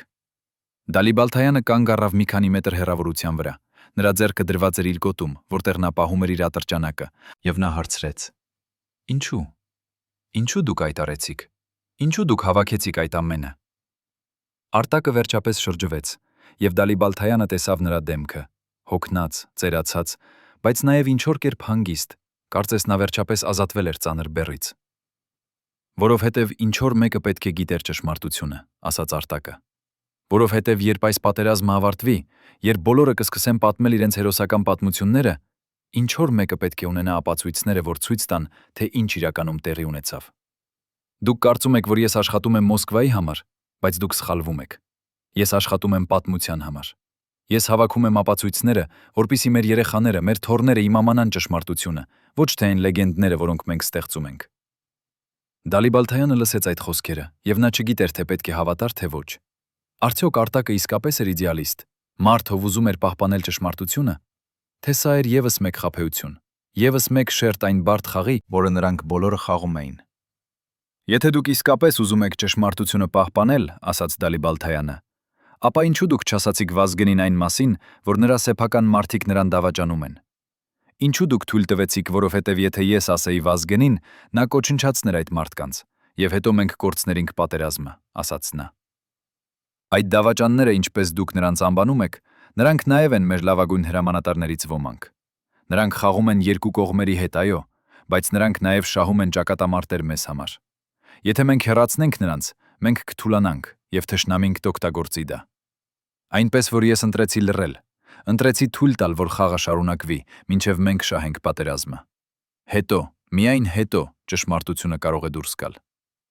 Դալիբալթայանը հասկացավ, որ Արտակը ճիշտ էր, նույնիսկ եթե դա էր ողբերգական ճշմարտություն։ Նա հասկացավ, որ պատերազմում ոչինչ չէ պարզ, որ հերոսները եւ դավաճանները հաճախ նույն մարդիկ են, որ հաղթանակը գալիս է ոչ թե մաքրությունից, այլ կոմպրոմիսներից, որոնք ոչ ոք երբեք չի ուզում ընդունել։ Նա հասկացավ, որ Արտակը կրում էր ամենածանր բեռը, գիտելիքի բեռը, իմանալու ճշմարտությունը եւ չկարողանալու ասել այն։ Եվ նա հարցրեց. «Իսկ ինչ կլինի ձեզ հետ, երբ պատերազմը ավարտվի։ Արդյոք դուք կբացահայտեք այդ ամենը»։ Արտակը նայեց նրան եւ նրա աչքերում Դալիբալթայանը տեսավ ինչ-որ բան, որը նրան սարսափեցրեց։ Հաշտություն։ Հաշտություն մարդու, ով արդեն ընդունել է իր ճակատագիրը։ «Ոչ», ասաց Արտակը։ «Ես երբեք չեմ ապրի տեսնելու այդ օրը։ Ես գիտեմ չափազանց շատ, եւ մարդիկ, ովքեր գիտեն չափազանց շատ, չեն ապրում երկար այս աշխարհում»։ Այդ խոսքերը եղան վերջին խոսքերը, որ Դալիբալթայանը լսեց Արտակից։ 2 շաբաթ անց Արտակ Խաչատրյանը մահացավ ավտովթարի մեջ, երբ նրա մեքենան ընկավ ձորը Ստեփանակերտից Երևան տանող ճանապարհին։ Պաշտոնական տարբերակը խոսում էր տեխնիկական անսարքության մասին, բայց Դալիբալթայանը գիտեր ճշմարտությունը։ Նա գիտեր, որ Արտակը սպանվել էր, եւ նա գիտեր, թե ով էր դրա հետևում։ Բայց նա չէր կարող ապացուցել, եւ նա չէր կարող խոսել, որովհետեւ եթե նա խոսեր, նա կլիներ հաջորդը։ Այնպես որ նա լռեց, ինչպես Արտակը լռել էր, եւ նա շարունակեց իր աշխատանքը, շարունակեց պլանավորել ռազմական գործողությունները, շարունակեց օգնել Վազգենին շահել պատերազմը։ Բայց ամեն գիշեր, երբ նա փակում էր իր աչքերը, նա տեսնում էր Արտակի դեմքը, տեսնում էր այդ հանգիստ ընդունումը, եւ նա հարցնում էր ինքն իրեն. արդյոք արժեր այս ամենը։ Արդյոք հաղթանակը արժեր այն գինը, որ նրանք վճարում էին։ Բայց պատերազմը շարունակվում էր, եւ Դալիբալթայանը չուներ ժամանակ փիլիսոփայելու։ Նա պետք է կենտրոնանար ներկայի վրա, պետք է համոզվեր, որ Վազգենը չանի այն սխալները, որոնք կարող էին արժենալ նրանց ամեն ինչ։ Եվ Վազգենը, ով չգիտեր արտակի իրական ճակատագրի մասին, ով չգիտեր այն գաղտնիքների մասին, որոնք թաքնված էին արխիվում, շարունակեց հավատալ, որ նա պայքարում է արդար գործի համար, որ նրա զոհերը ոչ թե զուր են, այլ անհրաժեշտ։ Եվ թերևս դա էր լավագույնը։ Թերևս Վազգենը պետք է չիմանար ճշմարտությունը, որովհետև եթե նա իմանար, եթե նա տեսներ, թե որքան կեղտոտ էր այս պատերազմը, նա կորցներ այն հավատը, որը պահում էր նրան կենդանի։ Այն հավատը, որը ստիպում էր նրան շարունակել, երբ ամեն ինչ ասում էր, որ պետք է հանձնվել։ Երբ Վազգեն Սարգսյանը արթնանում էր ամեն առավոտ 1994 թվականի ամռանը, նրա առաջին մտքերը չէին պատերազմի մասին, ոչ էլ ռազմավարության մասինին։ Նրա առաջին մտքերը էին այն մասին, թե արդյոք նրա սիրտը դեռ աշխատում է, արդյոք նրա մարմինը դեռ կարող է շարժվել, արդյոք նա դեռ ունի ուժ վեր կենալու անկողնուց։ Նրա անձնական բժիշկը Սամվել Գրիգորյանը, ով ապրում էր նույն շենքում եւ միշտ պատրաստ էր արագ արձագանքելու, պատմում է, որ Վազգենի առողջությունը դառնում էր ավելի ու ավելի վատ ամեն շաբաթ։ Նրա արյան ճնշումը թռչկոտում էր վտանգավոր մակարդակներում, մի օր 160-100-ի վրա, մյուս օրը 110-60-ի վրա։ Նրա սիրտը բաց թողնում էր հարվածներ, երբեմն այնքան ուժեղ, որ Վազգենը ստիպված էր նստել եւ սպասել, մինչեւ ռիթմը վերականգնվի։ Նրա ձեռքերը դողում էին, երբ նա փորձում էր գրել, եւ նա սկսել էր վերցնել դեղամիջոցներ, ոչ միայն սրտի համար, այլև քնի համար, որովհետեւ գիշերները նա այլևս չէր կարող քնել առանց դեղերի։ Սամվելը պատմում է, որ նա բազմիցս նախազգուշացրել էր Վազգենին, ասել էր, որ եթե նա չդադարեցնի այդ տեմպերը, եթե նա չվերցնի հանգիստ, նրա օրգանիզմը պարզապես կհանձնվի։ Բայց Վազգենը միշտ պատասխանում էր նույն բանը. ես կհանգստանամ, երբ պատերազմը ավարտվի, մինչև այդ ես չունեմ իրավունք թուլանալու։ Եվ նա շարունակում էր աշխատել 18 ժամ օրը, շարունակում էր այցելել ճակատ, շարունակում էր մասնակցել ճակատամարտերին, կարծես նա փորձում էր ապացուցել ինչ-որ բան, ինքն իրեն, իր զինվորներին կամ թերևս Աստծուն, եթե նա դեռ հավատում էր Աստծու գոյությանը։ Բայց նրա մարմինը չէր կարող շարունակել այդպես անվերջ։ Նրա մարմինը սկսում էր փլուզվել, եւ բոլորը, ովքեր տեսնում էին նրան ամեն օր, նկատում էին փոփոխությունները։ Նրա դեմքը դառնում էր ավելի նիհար, նրա աչքերը ավելի խորը, նրա շարժումները ավելի դանդաղ։ Սպարապետը, մարդը, ով միշտ եղել էր ուժի խորհրդանիշ, դանդաղ դառնում էր ստվեր իր նախկին ինքնության։ Բայց Վազգենը չէր ուզում, որ ուրիշները տեսնեին նրա թուլությունը։ Նա միշտ հագնում էր իր համազգեստը կատարյալ կերպով, միշտ ուղում էր իր ուսերը, երբ նա մտնում էր սենյակ, միշտ խոսում էր ուժեղ ձայնով, նույնիսկ երբ նրա կրծքավանդակը ցավում էր։ Նա ստեղծել էր դիմակ անխոցելի հրամանատարի, եւ նա կրում էր այդ դիմակը ամեն վայրկյան, երբ նա հանրության մեջ էր։ Միայն երբ նա միայնակ էր իր սենյակում, միայն երբ դուռը փակված էր եւ ոչ ոք չէր տեսնում, միայն այն ժամանակ նա թույլ էր տալիս դիմակին ընկնել։ Սամվելը պատմում է, որ նա մի քանի անգամ մտել է Վազգենի սենյակ առանց թակելու եւ տեսել է նրան նստած իր աթոռին, գլուխը ձեռքերի մեջ, մարմինը թրթրացող, կարծես նա լաց էր լինում, թեև Սամվելը երբեք չտեսավ արցունքներ։ Այդ պահերին Սամվելը հասկանում էր, որ Վազգենը ոչ թե պարզապես հոգնած էր, այլ կոտրված։ Կոտրված այն բեռից, որը նա կրում էր, կոտրված այն պատասխանատվությունից, որը նա ստանձնել էր։ Եվ այդ բեռը դառնում էր ավելի ու ավելի ծանր ամեն օր։ Ամեն զոհված զինվոր, ամեն կորցրած ճակատամարտ, ամեն սխալ որոշում։ Այս ամենը կուտակվում էր Վազգենի ուսերին, մինչև նա զգում էր, որ նա այլևս չի կարող շնչել։ Նրա մոտակա օգնականները պատմում են, որ նա սկսել էր խոսել ինքն իր հետ, երբ նա կարծում էր, որ ոչ ոք չի լսում։ Նա կրկնում էր անունները, զինվորների անունները, ովքեր մահացել էին նրա հրամանների տակ, եւ նա հարցնում էր ինքն իրեն. արդյոք նա կարող էր փրկել նրանց։ Արդյոք նա կարող էր անել ինչ-որ բան այլ կերպ։ Այս հարցերը տանջում էին նրան, բայց նա երբեք չգտավ պատասխանները, որովհետև պատերազմում երբեք չկան հստակ պատասխաններ, միայն ընտրություններ, եւ բոլոր ընտրությունները ունեն իրենց կինը։ Մի օր, օգոստոսի կեսերին, երբ տապը հասել էր իր գագաթնակետին եւ Ստեփանակերտը դարձել էր հրդեհ, Վազգենը նստած էր իր աշխատասենյակում, ուսումնասիրելով քարտեզները, երբ նա զգաց սուր ցավ իր կրծքավանդակում։ Ցավը այնքան ուժեղ էր, որ նա չկարողացավ շնչել։ Նա բռնեց սեղանի եզրը, փորձելով չընկնել, բայց նրա ոտքերը թուլացան, եւ նա սահեց հատակին։ Նրա օգնականը, ով կանգնած էր դռան մոտ, անմիջապես վազեց եւ կանչեց Սամվելին։ Սամվելը հասավ 2 րոպեում։ Նա տեսավ Վազգենին ընկած հատակին, նրա դեմքը սպիտակ, նրա շրթունքները կապույտ, եւ նա անմիջապես հասկացավ, սա սրտի կաթված էր։ Նա արեց այն, ինչ կարող էր, Տվեց դեղամիջոցներ, զանգահարեց շտապ օգնության, բայց նա գիտեր, որ Վազգենը շատ մոտ էր մահվան։ Եվ այդ պահին, երբ Վազգենը ընկած էր հատակին, երբ նա պայքարում էր ամեն շունչի համար, նա բացեց իր աչքերը եւ նայեց Սամվելին, եւ նա ասաց ինչ-որ բան, որը Սամվելը երբեք չի մոռանա։ Ես չեմ կարող մեռնել հիմա, շշնջաց Վազգենը։ Ես դեռ չեմ ավարտել։ Ես դեռ պարտական եմ նրանց, բոլոր այն մարդկանց, ովքեր մահացան հավատալով ինձ։ Ես չեմ կարող թողնել նրանց առանց հաղթանակի։ Սամվելը պահեց Վազգենի ձեռքը։ Նա զգաց, թե ինչպես այդ ձեռքը դողում է, թե ինչպես կյանքը դանդաղ հեռանում է այդ մարմնից, եւ նա ասաց. Վազգեն, դուք արեցիք ամեն ինչ, ինչ կարող էիք։ Դուք տվեցիք ձեր կյանքը այս գործի համար։ Հիմա ժամանակն է թողնել ուրիշներին շարունակել։ Բայց Վազգենը ցնցեց գլուխը։ Նույնիսկ այդ պարզ շարժումը պահանջում էր նրանից անհավատալի ջանք։ Ոչ, ասաց նա, ես չեմ կարող թողնել։ Ես եմ սպարապետը։ Ես եմ այն մարդը, ում նրանք հետևում են։ Եթե ես թողնեմ, ամեն ինչ կփլուզվի։ Այդ խոսքերը ցույց էին տալիս ոչ միայն Վազգենի վճռականությունը, այլև նրա ամենախորը վախը։ Վախը, որ առանց նրա ամեն ինչ կավերվի, որ նրա զոհերը կլինեն զուր, որ նրա կյանքը կորցրել է իմաստը։ Այդ վախը, այդ անվստահությունը հենց այդ էր, որ պահում էր նրան կենդանի, որ ստիպում էր նրան շարունակել, երբ նրա մարմինը ասում էր ոչ։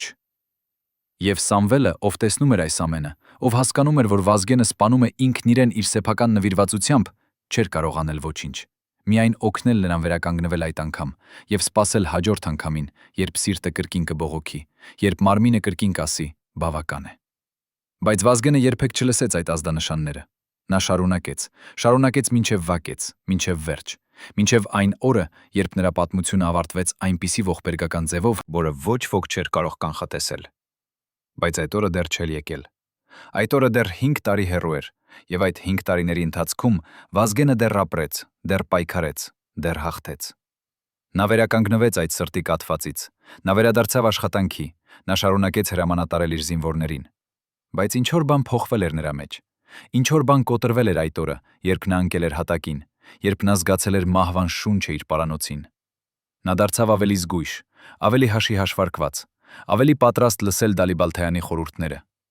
Նա հասկացավ, որ նա մահկանացու է, որ նրա ժամանակը սահմանափակ է, եւ որ նա պետք է օգտագործի այդ ժամանակը իմաստուն կերպով։ Եվ այդ փոփոխությունը, այդ հասունացումը, հենց այդ էր, որ թույլ տվեց նրան դառնալ ոչ միայն հերոս, այլև իրական ղեկավար։ Մարդ, ով կարող էր ոչ միայն հրահրել, այլև ղեկավարել, ոչ միայն պայքարել, այլև կառուցել։ 1995 թվականի փետրվարին, երբ ձյունը ծածկել էր Ղարաբաղի լեռները եւ պատերազմը մտել էր իր վերջին փուլը, Դալիբալթայանը ստացավ հատուկ հրավեր, հանդիպում Մոսկվայում, Պաշտպանության նախարարության շենքում։ Հրավերը եկավ ուղղակիորեն գլխավոր շտաբից, եւ այն ձևակերպված էր այնպես, որ հնարավոր չէր մերժել։ Դալիբալթայանը գիտեր, որ այս հանդիպումը կլինի կարևոր, գուցե ամենակարևորը նրա կարիերայում, եւ նա պատրաստվեց ուշադիր։ Նա վերցրեց բոլոր իր զեկույցները, բոլոր իր վերլուծությունները, բոլոր իր ապացույցները, որ ցույց տային, թե ինչպես Ղարաբաղյան պատերազմը զարգանում էր եւ ինչ էր անհրաժեշտ անել հաջորդ քայլերի համար։ Նա թռավ Մոսկվա փետրվարի 15-ին, եւ երբ նա ժամանեց, քաղաքը ծածկված էր ձյան տակ։ Ցուրտը այնքան սուր էր, որ նա զգաց, թե ինչպես այն ծակում է նրա բաճկոնը եւ հասնում նրա ոսկորներին։ Հանդիպումը տեղի ունեցավ փետրվարի 16-ին, Պաշտպանության նախարարության շենքի 3-րդ հարկում, մի սենյակում, որը չուներ պատուհաններ եւ որտեղ միակ լույսը գալիս էր առաստաղից կախված լամպից։ Երբ Դալիբալթայանը մտավ, նա տեսավ 3 մարդկանց նստած երկար սեղանի շուրջ։ Նրանք չներկայացան, նրանք չասացին իրենց անունները, բայց Դալիբալթայանը անմիջապես հասկացավ, որ սրանք էին մարդիկ, ովքեր իսկապես որոշում էին, մարդիկ, ում անունները երբեք չհայտնվում էին թերթերում, բայց ում հրամանները կատարվում էին առայն առանց հարցերի։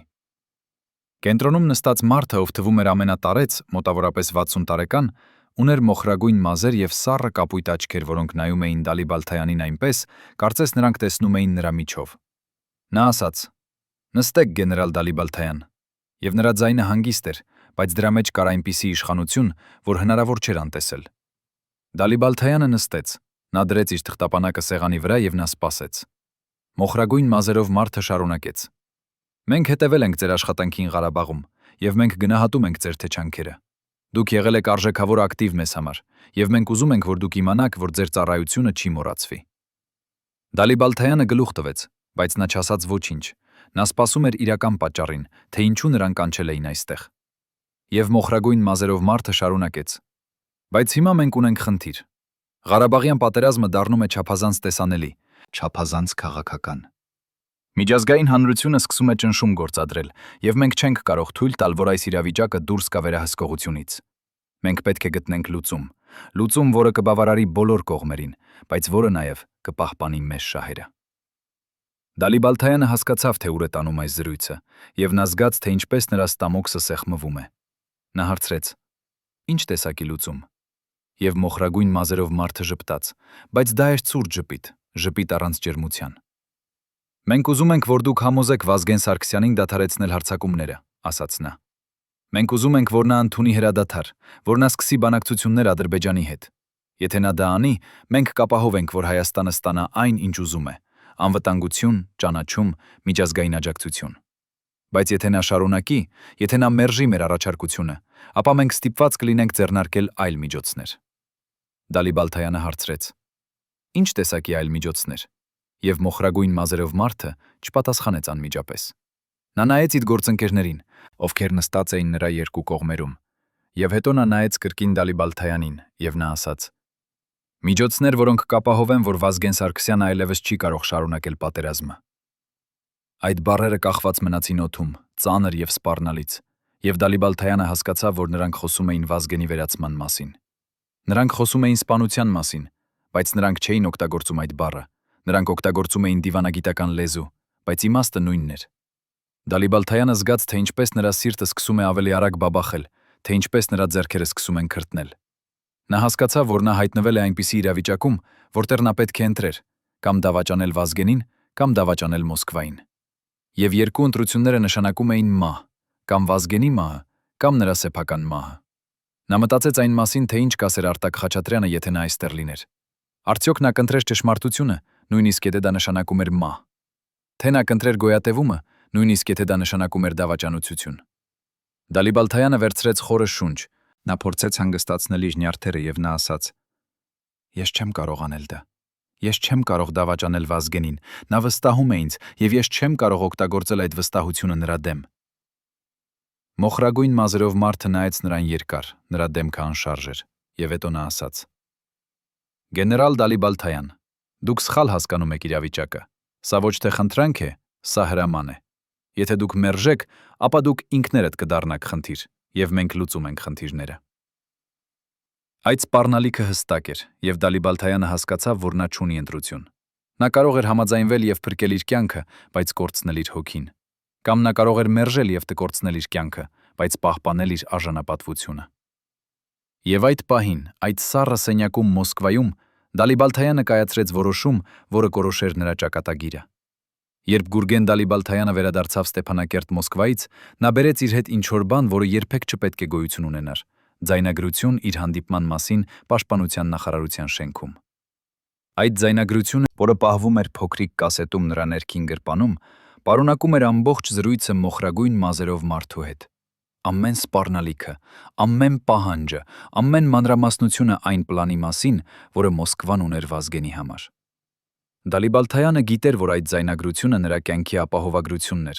բայց նա նաև գիտեր, որ եթե ինչ-որ մեկը գտներ այն, եթե Մոսկվան իմանար, որ նա ձայնագրել է այդ հանդիպումը, նրա ճակատագիրը կլիներ կնքված։ Ինչու նա ռիսկի գնաց այդպես։ Ինչու նա որոշեց ստեղծել ապացույց, որը կարող էր ոչնչացնել նրան։ Արդյոք նա արդեն պլանավորում էր դավաճանել Մոսկվային։ Թե նա պարզապես ուզում էր ունենալ ինչ-որ բան, որը կապացուցեր, որ նա ճիշտ էր, որ նա ոչ թե պարանոիկ էր, այլ իսկապես գտնվում էր վտանգի մեջ։ Երբ նա հասավ Ստեփանակերտ, արդեն գիշեր էր, եւ քաղաքը մութ էր։ Միայն մի քանի լամպեր լուսավորում էին փողոցները։ Դալիբալթայանը չգնաց իր բնակարան։ Նա ուղղակի գնաց դեպի այն ստորգետնյա բունկերը, որտեղ պահվում էր գաղտնի արխիվը։ Նա գիտեր, որ այնտեղ նա կարող էր լինել միայնակ, որ այնտեղ ոչ ոք չէր լսի նրան, երբ նա կվերջապես թույլ տար իրեն շնչել։ Նա բացեց երկաթե դուռը։ Նա իջավ աստիճաններով, եւ երբ նա հասավ այն սենյակը, որտեղ դարակներում դասավորված էին բոլոր այն փաստաթղթերը, որոնք պատմում էին ճշմարտությունը այս պատերազմի մասին, նա նստեց հատակին, նրա ետևը հենված պատին, եւ նա վերջապես թույլ տվեց իրեն լալ։ Նա լաց էր լինում ոչ թե վախից, ոչ թե զայրույթից, այլ անզորությունից։ Նա հասկացավ, որ նա ընկղմված էր մի խաղում, որը նա երբեք չէր կարող շահել, որ անկախ նրանից, թե ինչ նա անի, ինչ-որ մեկը կմեռնի, կամ Վազգենը, կամ նա ինքը, կամ թերևս երկուսն էլ։ Բայց լացը չտևեց երկար։ Դալիբալթայանը չէր այն մարդը, ով կարող էր թույլ տալ իրեն կորչել հուսահատության մեջ։ Նա սրբեց իր աչքերը, նա վեր կացավ, եւ նա սկսեց մտածել։ Նա պետք է գտներ ճանապարհ, որը կփրկեր եւ Վազգենին եւ իրեն, ճանապարհ, որը կթույլ տար նրանց շարունակել պատերազմը, բայց միաժամանակ կբավարարեր Մոսկվային։ Եվ դանդաղ, շատ դանդաղ, նրա մտքում սկսեց ձևավորվել պլան, որը պահանջում էր ամենամեծ ռիսկը, որը նա երբևէ ստանձնել էր, բայց որը նաեւ էր մեր միակ հնարավորությունը։ Նա պետք է համոզեր Վազգենին ընդունել ժամանակավոր հրադադար, ոչ թե որովհետև Մոսկվան այդ էր պահանջում, այլ որովհետև դա էր ռազմավարապես ճիշտ քայլը։ Նա պետք է ցույց տար Վազգենին, որ հրադադարը չէր նշանակում հանձնվել, այլ նշանակում էր վերախմբավորվել, վերազինվել, պատրաստվել վերջնական հարձակման համար։ Եվ եթե Վազգենը համաձայներ, եթե նա ընդուներ հրադադարը, ապա Մոսկվան կբավարարվեր, եւ Վազգենը կմնար ողջ։ Առնվազն այդ էր այն, ինչ Դալիբալթայանը հույս ուներ։ Հաջորդ առավոտ Դալիբալթայանը հանդիպեց Վազգենի հետ։ Նրանք նստեցին նույն բունկերում, որտեղ նրանք գրեթե բախվել էին 18 ամիս առաջ, եւ Դալիբալթայանը սկսեց խոսել։ Նա ասաց Վազգենին, որ պատերազմը հասել է այնպիսի կետի, երբ շարունակելը առանց ռազմավարական դադարի կարող էր լինել ինքնասպանություն։ Նա ցույց տվեց վիճակագրություն, զինվորների հոգնածությունը, զենքի պակասը, միջազգային ճնշումը։ Նա բացատրեց, որ հրադադարը կտա նրանց ժամանակ վերականգնվելու, կվերազինվելու, կպատրաստվելու վերջնական հարձակման համար։ Վազգենը լսում էր լռությամբ, նրա դեմքը անկարդալի էր, եւ երբ Դալիբալթայանը ավարտեց, Վազգենը հարցրեց միայն մեկ բան. «Արդյոք դա քո սեփական գաղափարն է, թե ինչ-որ մեկը ասաց քեզ այդ ասել ինձ»։ Այդ հարցը ցույց էր տալիս, որ Վազգենը դեռ չէր կորցրել իր ինստինկտները, որ նա դեռ կարող էր զգալ, երբ ինչ-որ բան սխալ էր։ Եվ Դալիբալթայանը, ով երբեք չէր եղել լավ ստախոս, ով միշտ հավատացել էր ճշմարտությանը, որոշեց ասել մաս ճշմարտությունից։ «Վազգեն», ասաց նա, «ես եղել եմ Մոսկվայում։ Ես հանդիպել եմ մարդկանց, ովքեր ունեն իշխանություն, որը մենք չենք կարող պատկերացնել։ Եվ այդ մարդիկ ուզում են, որ այս պատերազմը ավարտվի։ Նրանք չեն ուզում, որ դու շարունակես, եւ եթե դու շարունակես, նրանք կկանգնեցնեն քեզ։ Ես չեմ ասում քեզ հանձնվել, ես ասում եմ քեզ խելացի լինել։ Ընդունիր հրադադարը, օգտագործիր այդ ժամանակը պատրաստվելու համար, եւ հետո, երբ ժամանակը կգա, դու կարող ես վերադառնալ եւ ավարտել այն, ինչ դու սկսել ես»։ Վազգենը նայեց Դալիբալթայանին երկար։ Նրա աչքերը փնտրում էին նրա դեմքում նշաններ ստի, նշաններ դավաճանության։ Բայց նա ոչինչ չգտավ, միայն անկեղծություն, միայն մտահոգություն։ Եվ վերջապես նա ասաց. «Լավ, Գուրգեն, ես կանեմ այն, ինչ դու ասում ես, բայց ոչ թե որովհետև Մոսկվան ուզում է, այլ որովհետև դու ճիշտ ես։ Մենք իսկապես հոգնած ենք, մենք իսկապես պետք է վերականգնվենք։ Բայց հիշիր, սա միայն դադար է, ոչ թե վերջը»։ Այդ որոշումը փրկեց Վազգենի կյանքը, առնվազն այդ պահին։ Երբ Դալիբալթայանը զեկուցեց Մոսկվային, որ Վազգենը համաձայնել է հրադադարի, մոխրագույն մազերով մարդը բավարարված էր։ Նա ասաց Դալիբալթայանին, որ նա լավ աշխատանք է կատարել, որ նա ապացուցել է իր արժեքը, եւ որ Մոսկվան չի մոռանա այդ ծառայությունը։ Բայց Դալիբալթայանը չզգաց հաղթանակ, նա զգաց միայն հոգնածություն։ Նա հասկացավ, որ նա դարձել է այն, ինչից նա միշտ վախեցել էր՝ մանիպուլյատոր։ Մարդ, ով օգտագործում է ուրիշների վստահությունը իր սեփական նպատակների համար։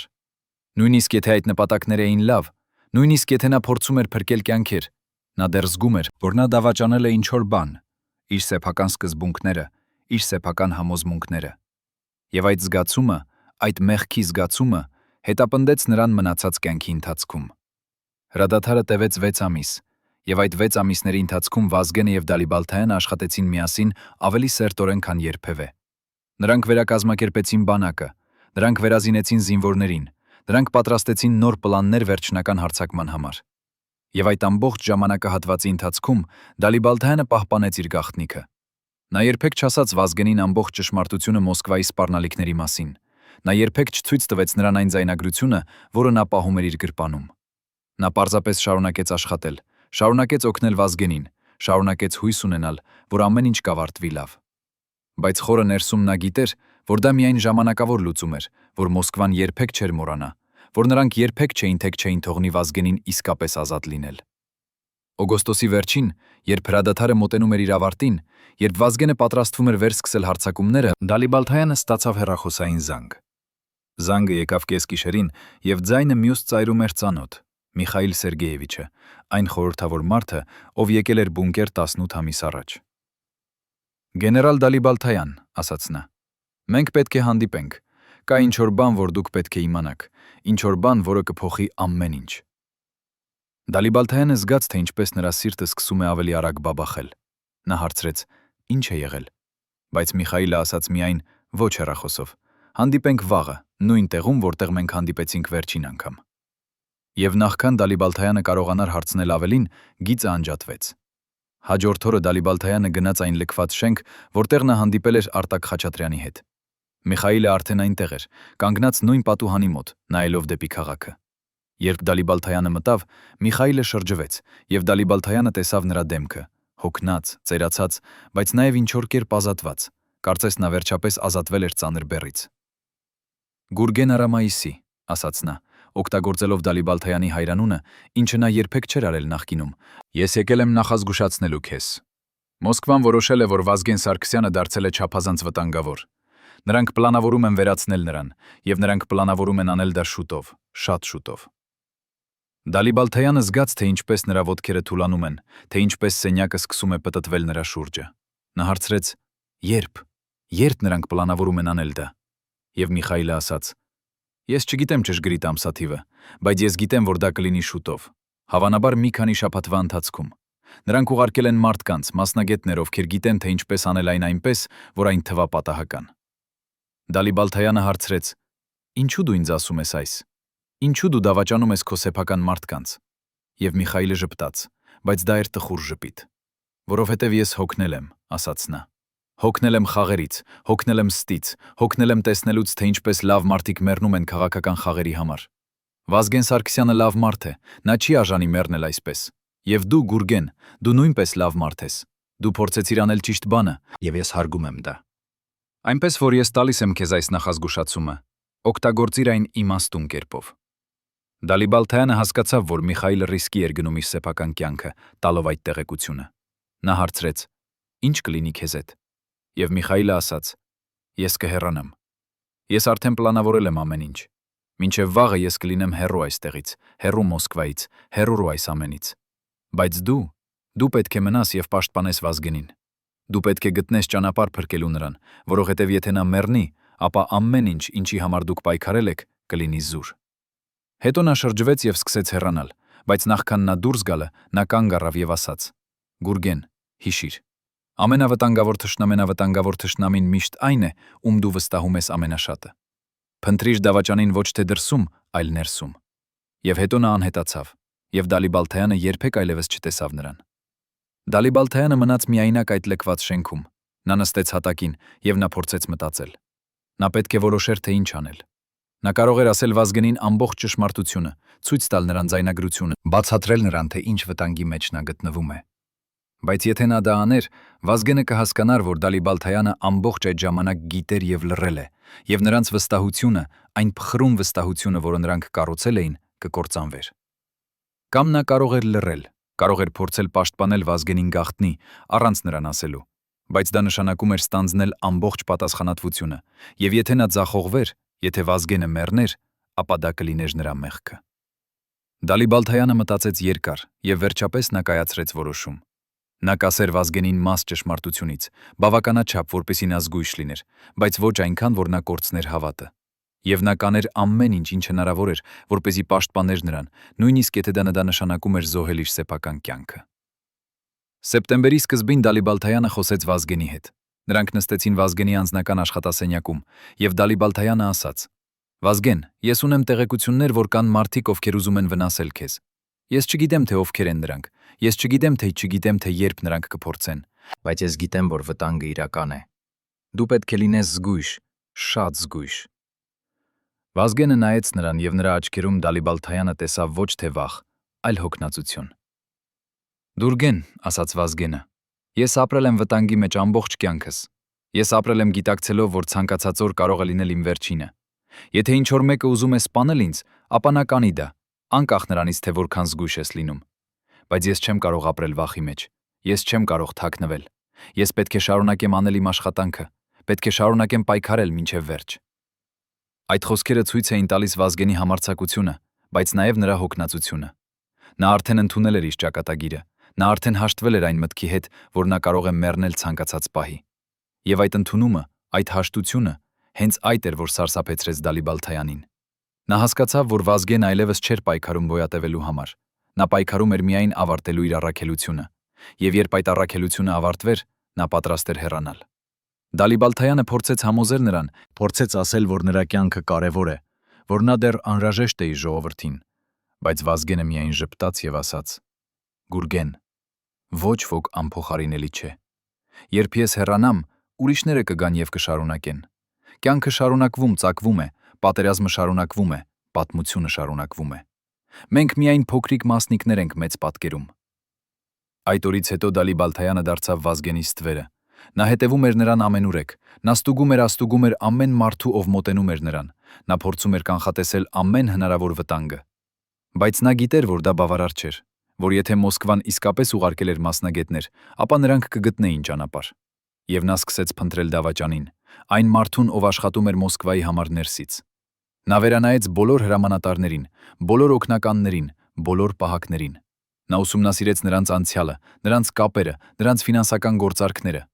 Եվ դանդաղ, շատ դանդաղ նա սկսեց տեսնել նմուշ։ Կար մեկ մարդ, ով միշտ էր Վազգենի մոտ, ով միշտ գիտեր նրա ծրագրերը, ով միշտ ուներ մուտք նրա անձնական տարածք։ Այդ մարդը կոչվում էր Արամ Մանուկյան, Վազգենի անձնական պահակապետը։ Նույն մարդը, ով եղել էր բունկերում այն գիշերը, երբ Վազգենը եւ Դալիբալթայանը գրեթե բախվել էին։ Դալիբալթայանը չէր ուզում հավատալ, որ Արամը կարող էր լինել դավաճանը։ Արամը միշտ թվում էր հավատարիմ, միշտ թվում էր նվիրված Վազգենին։ Բայց Միխայելի խոսքերը հետապնդում էին Դալիբալթայանին։ Ամենավտանգավոր թշնամին միշտ այն է, ում դու վստահում ես ամենաշատը։ Եվ երբ Դալիբալթայանը սկսեց ավելի ուշադիր նայել Արամին, երբ նա սկսեց հետևել նրա շարժումներին, նա տեսավ փոքրիկ նշաններ, գաղտնի հեռախոսային զանգեր, անբացատրելի բացակայություններ, հանդիպումներ մարդկանց հետ, ում Արամը չպետք է ճանաչեր։ Դալիբալթայանը որոշեց հետևել Արամին, եւ մի գիշեր նա տեսավ նրան հանդիպելով մի մարդու հետ մութ փողոցում, մարդու ում Դալիբալթայանը ճանաչեց որպես հայտնի KGB գործակալ։ Այդ պահին Դալիբալթայանը հասկացավ ճշմարտությունը։ Արամը եղել է դավաճանը ամբողջ ժամանակ։ Նա եղել է այն մարդը, ով տեղեկություններ էր փոխանցում Մոսկվային, եւ հիմա նա պատրաստվում էր կատարել իր վերջնական առաքելությունը։ Դալիբալթայանը գիտեր, որ նա պետք է գործեր արագ։ Նա չէր կարող ասել Վազգենին, որովհետև Վազգենը երբեք չէր հավատա, որ Արամը, նրա ամենավստահելի մարդը, կարող էր դավաճանել նրան։ Նա պետք է ունենար ապացույցներ, անհերքելի ապացույցներ։ Եվ նա գիտեր, որ միակ ճանապարհը ստանալու այդ ապացույցներ էր բռնել Արամին գործի վրայում։ Այնպես որ Դալիբալթայանը սկսեց պլանավորել իր սեփական գործողություն, որը պահանջում էր ամենամեծ ռիսկը, բայց որը նաև էր միակ հնարավորությունը փրկելու Վազգենին։ Նա պետք է ստեղծեր իրավիճակ, որտեղ Արամը ստիպված կլիներ բացահայտել իրեն, եւ հետո Դալիբալթայանը կարող էր կանգնեցնել նրան նախքան շատ ուշ լինելը։ Բայց այդ պլանը պահանջում էր օգտագործել Վազգենին որպես պատառ, եւ Դալիբալթայանը գիտեր, որ եթե ինչ-որ բան սխալվեր, Վազգենը կմեռներ, եւ դա կլիներ նրա մեղքը։ Հոկտեմբերի 15-ին Դալիբալթայանը տարածեց կեղծ տեղեկություն, որ Վազգենը պլանավորում է գաղտնի այց մի հեռավոր գյուղ ճակատի մոտ։ Նա համոզվեց, որ Արամը լսեց այդ տեղեկությունը, եւ հետո նա սպասեց։ Երբ այցի օրը եկավ, Դալիբալթայանը եւ մի փոքր խումբ հավատարիմ զինվորներ թաքնվեցին ճանապարհի երկայնքով, սպասելով տեսնելու, թե ինչ կլինի։ Վազգենը, ով չգիտեր Դալիբալթայանի պլանի մասին, մեկնեց այցի, Արամը նրա կողքին։ Երբ նրանց մեքենան հասավ մի անտառային հատվածի, երբ ճանապարհը դարձավ նեղ եւ մութ, Արամը հանկարծ ասաց վարորդին կանգնեցնել մեքենան։ Նա ասաց, որ նա լսում է ինչ-որ բան, որ նրանք պետք է ստուգեն շրջակայքը։ Վազգենը համաձայնվեց, եւ երբ նրանք դուրս եկան մեքենայից, Արամը դանդաղ շարժվեց Վազգենի հետևում, նրա ձեռքը դանդաղ գնալով դեպի իր գոտին, որտեղ նա պահում էր իր ատրճանակը։ Դալիբալթայանը, ով դիտում էր թաքնված դիրքից, տեսավ այդ շարժումը, եւ նա հասկացավ, որ սա էր այն պահը։ Նա վազեց դուրս իր թաքստոցից, նա գոռաց. «Վազգեն, ընկիր!» եւ միաժամանակ նա կրակեց Արամի ուղությամբ։ Գնդակը անցավ Արամի ուսից, նա ընկավ հատակին, նրա ատրճանակը թռավ նրա ձեռքից։ Վազգենը, ով շոկի մեջ էր, շրջվեց եւ տեսավ Դալիբալթայանին վազելով դեպի նրանք։ Տեսավ Արամին ընկած հատակին, կին արյուն հոսելով նրա ուսից։ Նա չէր կարող հասկանալ, թե ինչ էր տեղի ունենում։ Նա չէր կարող հավատալ, որ Արամը, նրա ամենավստահելի մարդը, փորձել էր սպանել նրան։ Դալիբալթայանը հասավ նրանց մոտ։ Նա վերցրեց Արամի ատրճանակը եւ նա ասաց Վազգենին. «Ներիր ինձ, Վազգեն, Ես պետք է անեի այս, ես պետք է փրկեի քեզ։ Արամը, ով դեռ ընկած էր հատակին, նայեց Դալիբալթայանին և նրա աչքերում չկար զայրույթ, միայն հաշտություն։ Նա ասաց. «Դու գիտեիր, դու միշտ գիտեիր, չէ»։ Դալիբալթայանը գլուխ տվեց և Արամը շարունակեց. «Ես չէի ուզում անել դա։ Նրանք ստիպեցին ինձ։ Նրանք ասացին, որ եթե ես չանեմ, նրանք կսպանեն իմ ընտանիքին։ Ես ընտրություն չունեի»։ Վազգենը, ով լսում էր այս ամենը, զգաց, թե ինչպես նրա աշխարհը փլուզվում է։ Նա հասկացավ, որ նա դավաճանվել է ոչ միայն Արամի կողմից, այլև այն համակարգի կողմից, որը նա կարծում էր, որ պաշտպանում է նրան։ Նա հասկացավ, որ նա միշտ եղել է խաղաքար, և որ նրա կյանքը երբեք իսկապես չի պատկանել նրան։ Եվ այդ գիտակցումը, այդ հասկանալը կոտրեց նրա սիրտը ավելի շատ, քան ցանկացած գնդակ կարող էր անել։ Արամին տարան հիվանդանոց, նրա վերքը չէր մահացու, բայց նրա ճակատագիրը արդեն կնքված էր։ Նա դատապարտվեց դավաճանության համար, և նա անցկացրեց մնացած կյանքը բանտում։ Բայց նախքան նրան տանելը նա ասաց Դալիբալթայանին ինչ-որ բան, որը Դալիբալթայանը երբեք չմոռացավ։ Նա ասաց. «Գուրգեն, դու փրկեցիր Վազգենին այսօր, բայց դու չես կարող փրկել նրան հավերժ։ Նրանք կգտնեն այլ ճանապարհ։ Նրանք միշտ գտնում են այլ ճանապարհ։ Եվ երբ այդ օրը կգա, երբ Վազգենի պատմությունը կավարտվի, հիշիր, դա չի լինի քո մեղքը։ Դու արեցիր ամեն ինչ, ինչ կարող էիր»։ Այդ խոսքերը պետք է մխիթարեին Դալիբալթայանին, բայց նրանք միայն ավելացրին նրա ցավը։ Նա հասկացավ, որ Արամը ճիշտ էր, որ նա չէր կարող պաշտպանել Վազգենին հավերժ, և որ վաղ թե ուշ Մոսկվան կգտներ ճանապարհ ավարտելու այն, ինչ նրանք սկսել էին։ Վազգեն Սարգսյանի պատմությունը ավարտվեց 1999 թվականի հոկտեմբերի 27-ին, երբ նրա ուղին հատվեց այնպիսի հանգամանքներում, որոնք դեռ շարունակում են հարուցել հարցեր։ Այդ օրը Հայաստանի ազգային ժողովում տեղի ունեցավ դեպք, որը փոխեց երկրի պատմությունը։ Վազգենը, ով այդ ժամանակ վարչապետ էր, գտնվում էր պարլամենտի դահլիճում, երբ զինված մարդիկ մտան և բացեցին կրակը։ Պաշտոնական տարբերակը խոսում է ահաբեկչական գործողության մասին, բայց շատերը, ովքեր ճանաչում էին Վազգենին, ովքեր գիտեին նրա պատմությունը, հարցականի տակ են դնում այդ բացատրությունը։ Նրանք հարցնում են, արդյոք դա իսկապես էր պատահական ահաբեկչություն, թե դա էր այն վերջնական գործողությունը, որը Մոսկվան պլանավորել էր տարիներ առաջ։ Գուրգեն Դալիբալթայանը, ով այդ ժամանակ արդեն հեռացել էր ակտիվ ծառայությունից, լսեց լուրը իր տանը Երևանում։ Երբ նա լսեց Վազգենի անունը, երբ նա հասկացավ, որ այն, ինչից նա վախեցել էր տարիներ շարունակ, վերջապես տեղի էր ունեցել,